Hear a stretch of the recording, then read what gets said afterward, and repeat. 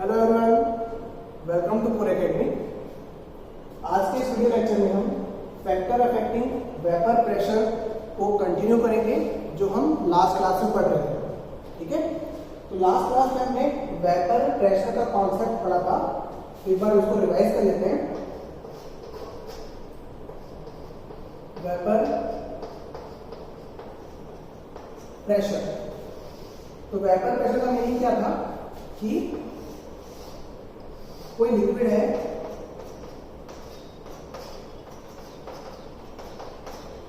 उस लिक्विड को अगर किसी क्लोज कंटेनर में लिया जाए तो उस लिक्विड की जो वेपर्स बनेंगी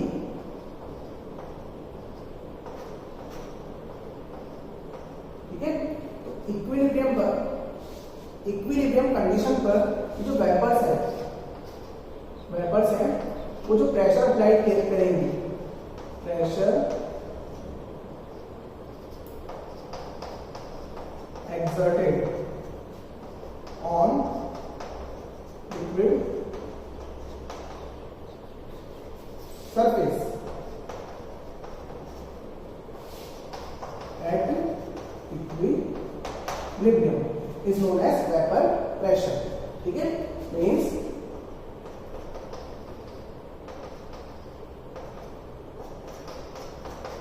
कोई भी लिक्विड हो, उस लिक्विड की जो वेपर बनती है और वेपर जब लिक्विड के साथ इक्विलिब्रियम पे आ जाती है तो इक्विलिब्रियम कंडीशन में वेपर्स के द्वारा अप्लाई या फिर एक्सर्ट किया जाने वाला प्रेशर क्या कहलाता है? वेपर प्रेशर कहलाता है। इसके बारे में हम लास्ट क्लास में पढ़ चुके हैं।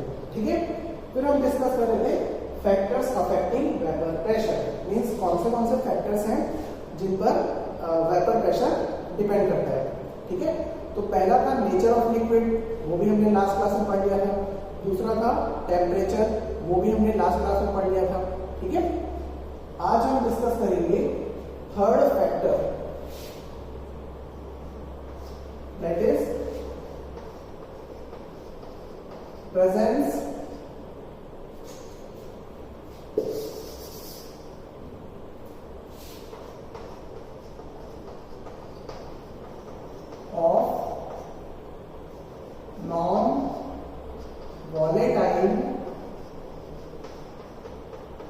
नॉन वॉलेटाइल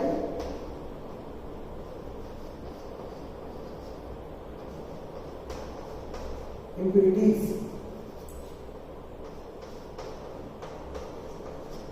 और सॉलिड्स इन लिक्विड। मीन्स किसी लिक्विड में अगर कोई नॉन वॉलेटाइल इम्प्यूरिटी अगर प्रेजेंट है तो उस सिचुएशन में उस लिक्विड के वेपर प्रेशर पे क्या इफेक्ट पड़ेगा उसको समझेंगे। ठीक है, तो देखो यहाँ पर नॉन वॉलेटाइल का मीनिंग है कि उस पर्टिकुलर सब्सटेंस की वेपर आसानी से नहीं बनती या फिर वेपर नहीं बनती है। ठीक है, तो ऐसे सब्सटेंस जिनकी वेपर नहीं बनती हो उन्हें क्या कहा जाता है? नॉन वॉलेटाइल सब्सटेंस कहा जाता है। ठीक है, तो उन्हीं सब्सटेंस के प्रेजेंट होने की वजह से लिक्विड के वेपर प्रेशर पे क्या इफेक्ट पड़ता है उसको समझते हैं। ठीक है, तो देखिए फिर से हम एज्यूम करते हैं एक क्लोज कंटेनर में एक लिक्विड भरा हुआ है। ठीक है, फिर क्या होगा कि इस लिक्विड में कुछ सॉलिड पार्टिकल्स डिसॉल्व है।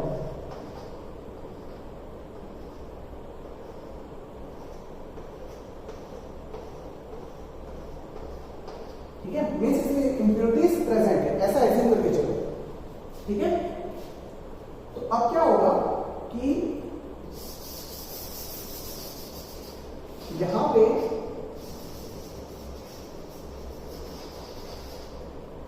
पहले जितनी वेपर्स बन रही थी उससे कम वेपर बनेगी। क्यों? क्योंकि लिक्विड की सरफेस पे कुछ पार्टिकल्स किसके आ चुके हैं? नॉन वॉलेटाइल सॉल्यूट के आ चुके हैं। ठीक है, अब अगर इवेपोरेशन होगा तो इन पर्टिकुलर पोजीशंस पे जहां पे लिक्विड के पार्टिकल्स प्रेजेंट थे वहां पर लिक्विड के पार्टिकल्स ना होकर non volatile solute particles present है। अब वो तो वेपर में कन्वर्ट होंगे नहीं, तो वहां पे जो लिक्विड वेपराइज हो सकती थी या फिर लिक्विड के पार्टिकल्स वेपर में कन्वर्ट हो सकते थे, अब वो वेपर नहीं बनेगी, मीन्स रिलेटिवली कम वेपर बनेगी, है ना। यहाँ पर जो वेपर बनेगी क्या बनेगी, कम बनेगी, less vapour will be form. अब अगर वेपर कम बनेगी तो ऑब्वियस ही बात है जो वेपर प्रेशर होगा,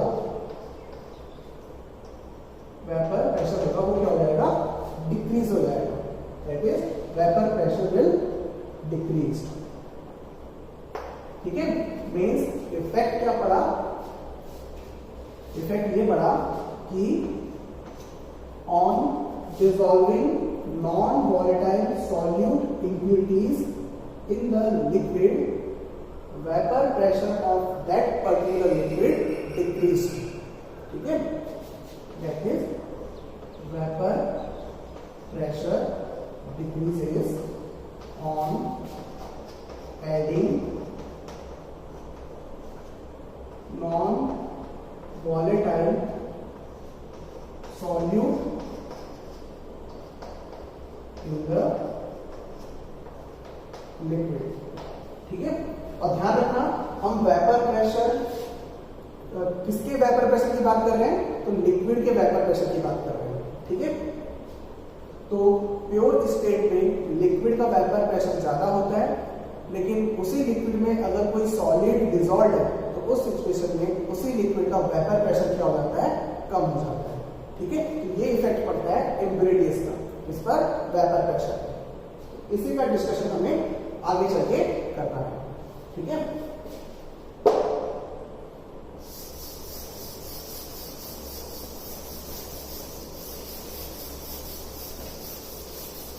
अब बात करेंगे हम कि क्वांटिटी वाइज वेपर प्रेशर में कितनी कमी आएगी। मीन्स किसी लिक्विड का कुछ ना कुछ वेपर प्रेशर है, उसमें हमने सॉल्यूट इंट्रोड्यूस किया, कोई नॉन वॉलेटाइल सॉल्यूट उसमें डाला, तो उस लिक्विड पर जो वेपर प्रेशर कम हुआ तो कितना कम हुआ, वो हम किस तरीके से कैलकुलेट करेंगे।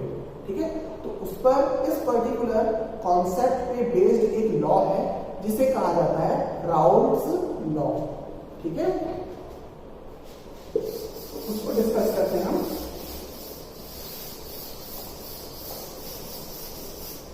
Raoult's law,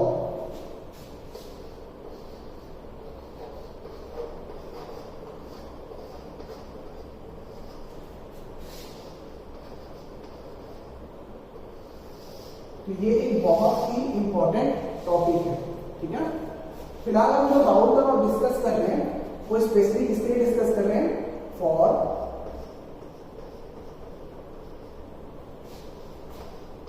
non volatile solute in liquid solvent. Means हम जिस लिक्विड के वेपर प्रेशर की बात कर रहे हैं उस लिक्विड को एज अ सॉल्वेंट ट्रीट करना है और उसमें कोई नॉन वॉलेटाइल सॉल्यूट ऐड करना है। ठीक है, और उसका इफेक्ट क्वांटिटेटिवली ऑब्जर्व करना है। ओके, तो देखो हमारे पास कोई भी लिक्विड है,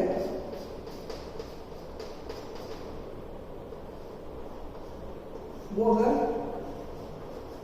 प्योर फॉर्म में है तो प्योर फॉर्म में वेपर प्रेशर को हम सिंबलाइज करेंगे P नॉट के थ्रू।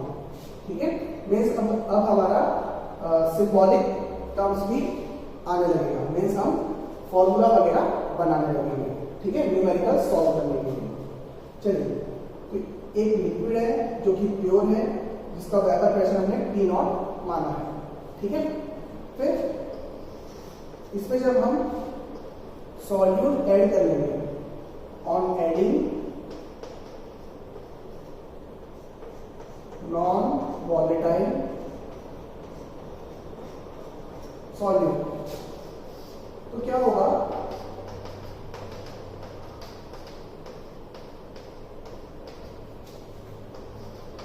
इस लिक्विड का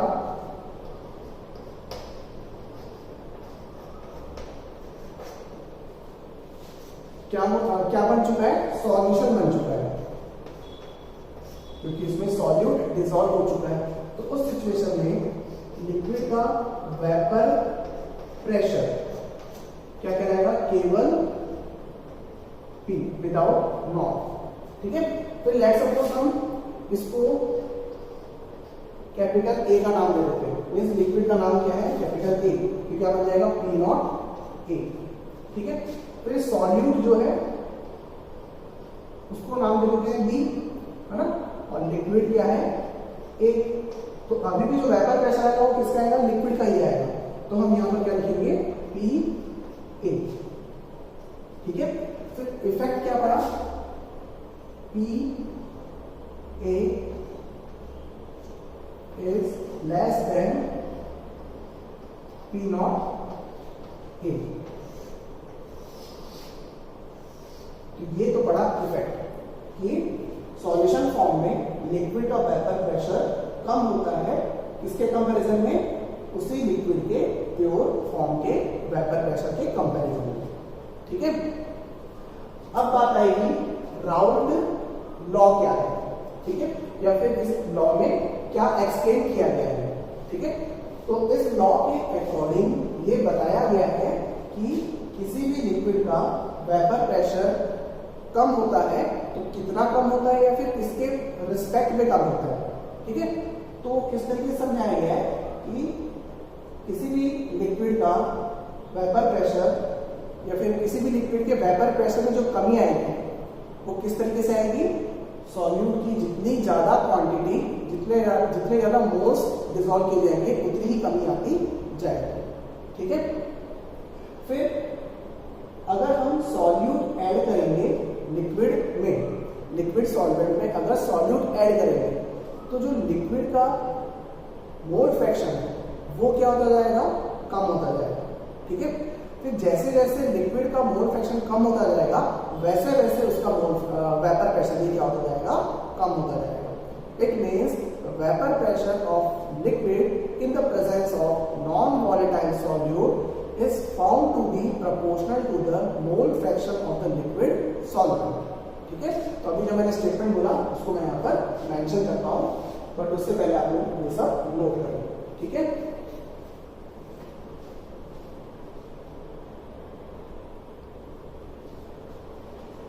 तो देखिए यहां पर अब हम राउल्ट लॉ को मैथमेटिकली डिस्कस करेंगे।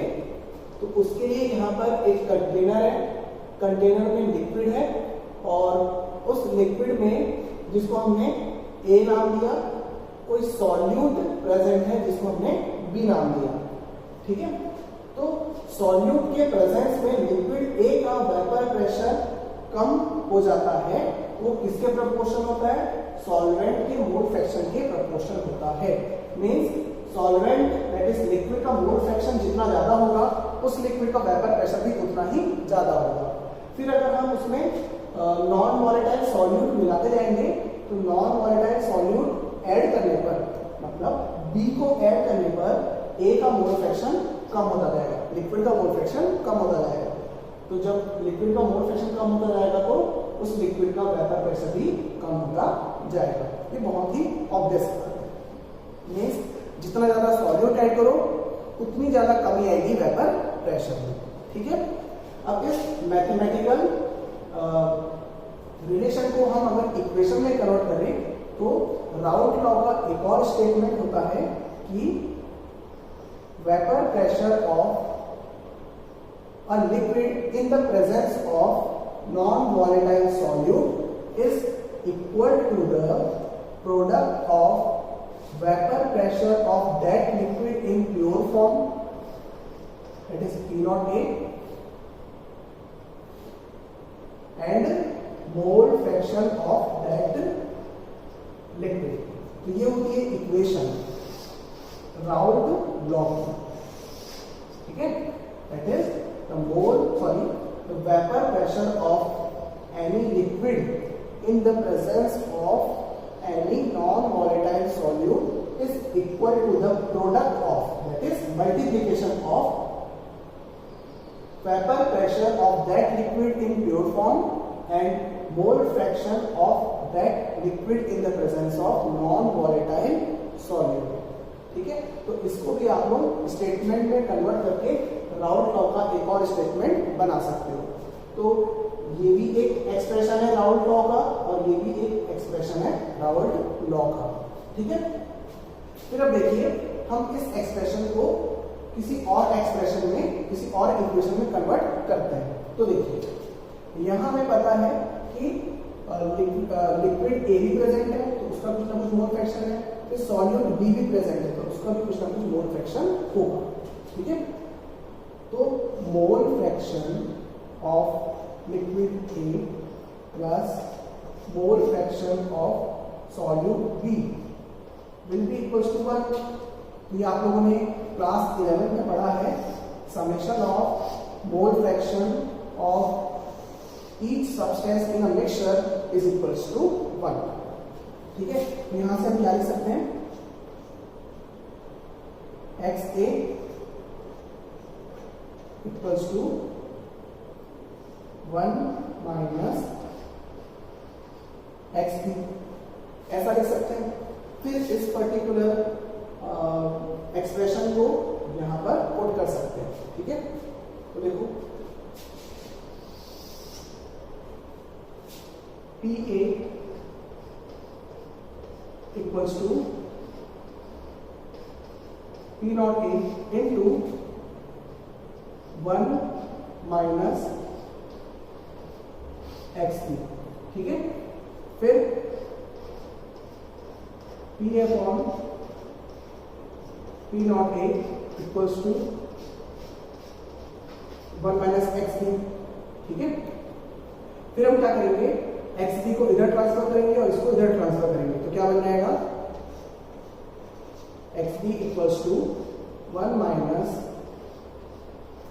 PA upon P not A। तो फाइनली क्या बना, P not A minus PA upon P not A equals to XB। ये आती है फाइनल इक्वेशन किसकी, राउल्ट लॉ की। ठीक है, जिसमें P नॉट A क्या है, लिक्विड का प्योर फॉर्म में वेपर प्रेशर, PA क्या है, उसी लिक्विड का vapour pressure non volatile solute के प्रेजेंस में। ठीक है, और XB क्या है, XB है सॉल्यूट का मोल फ्रैक्शन। ठीक है, फिर देखो P not A minus PA क्या कहलाता है, तो लेट्स सपोज कि एक लिक्विड है, उसका vapour pressure 25 mm of Hg है ना, प्योर फॉर्म में 25 mm ऑफ Hg है। फिर हमने जब उसमें सॉल्यूट ऐड किया, सॉल्यूट की एक पर्टिकुलर क्वांटिटी ऐड की तो उसका वेपर प्रेशर क्या हो गया, कम हो गया, और कम होके कितना निकला, 22 mm ऑफ Hg। तो नया वेपर प्रेशर कितना आया, 22, प्योर फॉर्म में कितना था, 25। तो वेपर प्रेशर में कमी कितनी आई, तो कमी कितनी आई होगी, 25 minus 22, that is P not minus P। तो P नॉट माइनस P क्या कहलाता है, लोअरिंग इन वेपर प्रेशर। ठीक है, फिर P not A minus PA upon P not A क्या कहलाता है, तो ये कहलाता है relative lowering in vapour pressure. Relative means with respect to, means जितनी भी वेपर प्रेशर में, किसी भी लिक्विड के वेपर प्रेशर में जो कमी आई है वो प्योर फॉर्म के रिलेटिवली कितनी आई है, तो वो कहलाता है relative lowering in vapour pressure. तो फाइनली ये जो एक्सप्रेशन है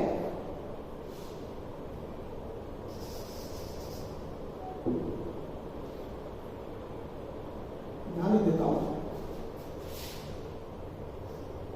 P not A minus PA upon P not a, ये क्या कहलाएगा, रिलेटिव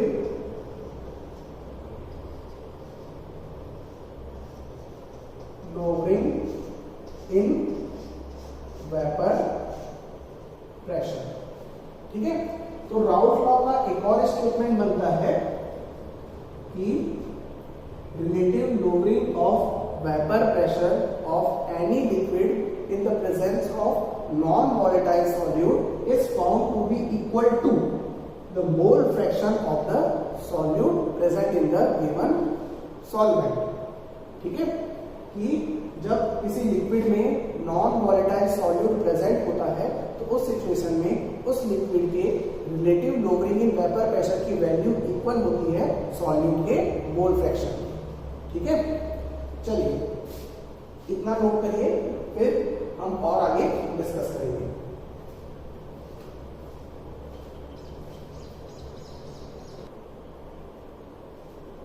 तो अब यहाँ पे देखिए, हर एक सिंबल का मीनिंग हम लिख लेते हैं ताकि आप लोगों के पास बैकअप रहेगा।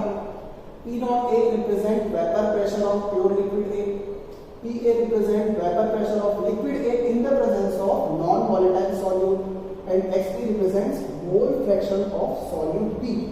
और मोल फ्रैक्शन कैसे निकालेंगे, number of moles of solute B upon total moles. Total moles किससे किससे मिलकर बनेगा, लिक्विड और सॉल्यूट के मोल से। Number of moles of liquid plus number of moles of solute. ठीक है, फिर अब देखिए, for dilute solution Na is greater than Na, means किसी डाइल्यूट सॉल्यूशन में सॉल्यूट की क्वांटिटी सॉल्वेंट के कंपैरिजन में बहुत कम होगी, तो सॉल्यूट के मोल्स भी बहुत कम होंगे। तो सॉल्यूट के मोल्स अगर काफी कम है सॉल्वेंट के मोल्स के कंपैरिजन में, तो उस सिचुएशन में हम लिख सकते हैं Na plus Nb is almost equals to 1, means Na plus Nb को हम 1 मान के चल सकते हैं। ठीक है, सॉरी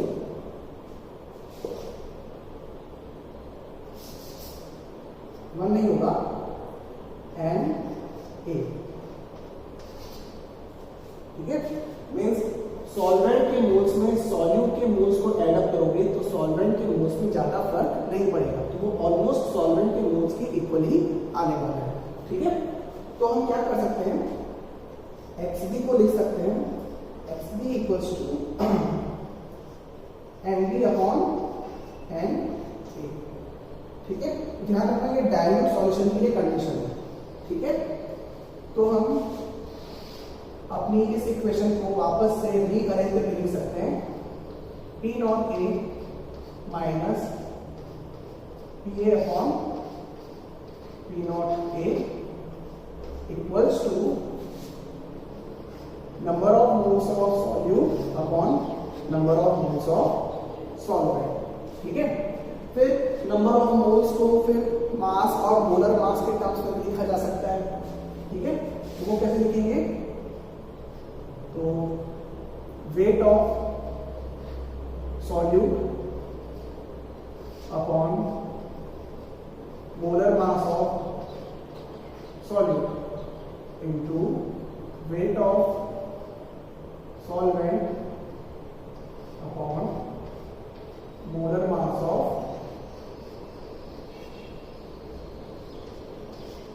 सॉल्वेंट। ठीक है, तो ये हमारे पास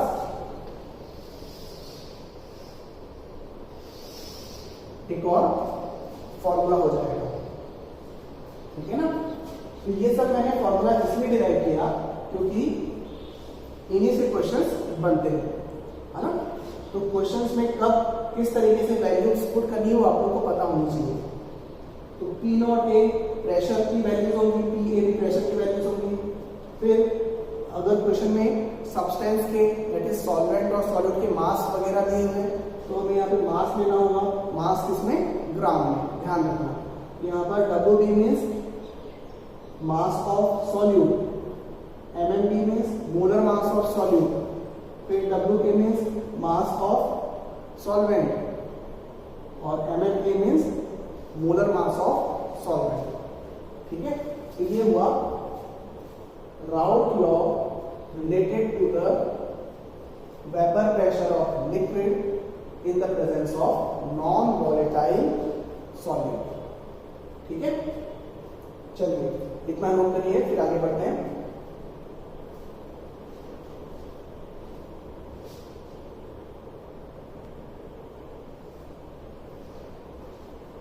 अब हम डिस्कस करेंगे routes law for two miscible volatile liquid. Means जब दो वॉलेटाइल लिक्विड जो कि आपस में सॉल्युबल हो तब वेपर प्रेशर क्या होगा। ठीक है, तो देखिए हमारे पास इस सैंपल में लिक्विड A है जिसका वेपर प्रेशर प्योर फॉर्म में कितना है? P0A। फिर यहां पर दूसरा लिक्विड है जिसका वेपर प्रेशर P0P है।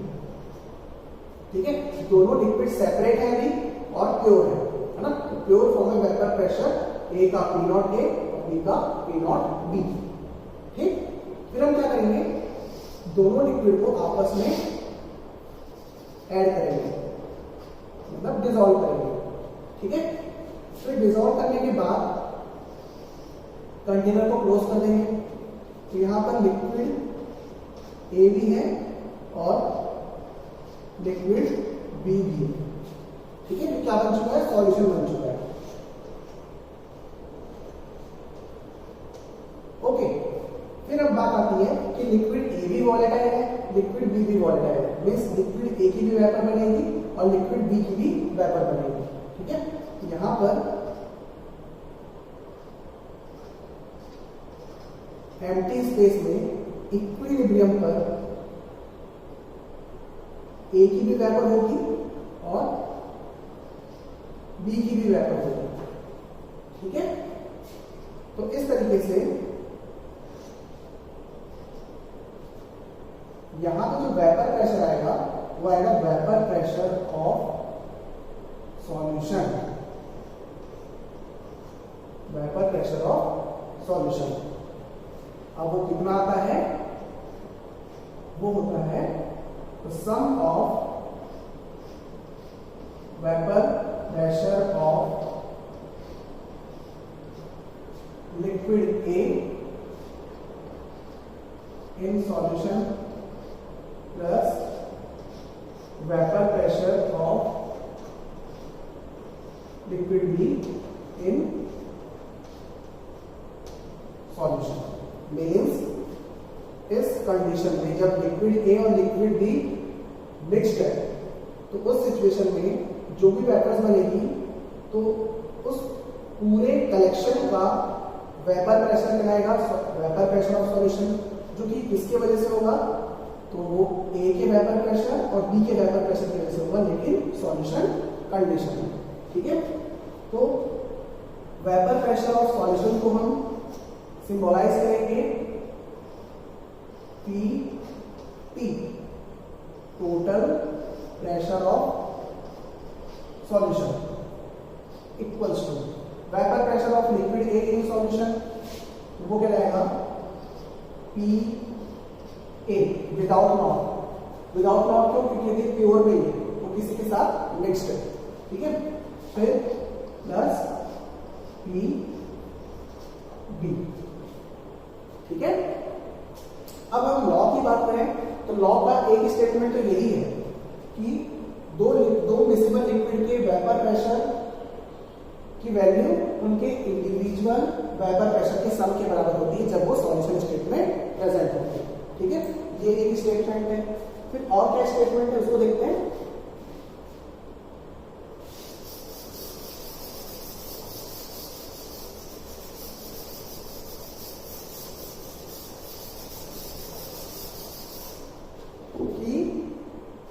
सॉल्यूशन कंडीशन में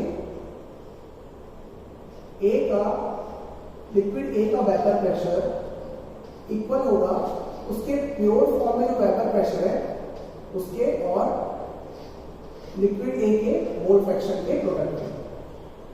ठीक है, फिर similarly PB that is vapor pressure of liquid B in solution is equals to the product of vapor pressure in its pure form and its mole fraction in the given liquid। ठीक है, ये हो जाएगा individual liquid का vapour pressure. ठीक, XA क्या है? तो XA सॉल्यूशन में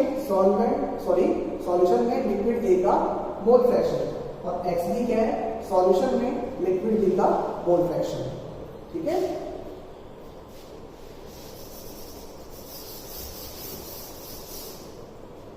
तो इस तरीके से हमारे सामने एक नई इक्वेशन आएगी, that is PT solution is equals to P not A into XA plus P nought B into XB।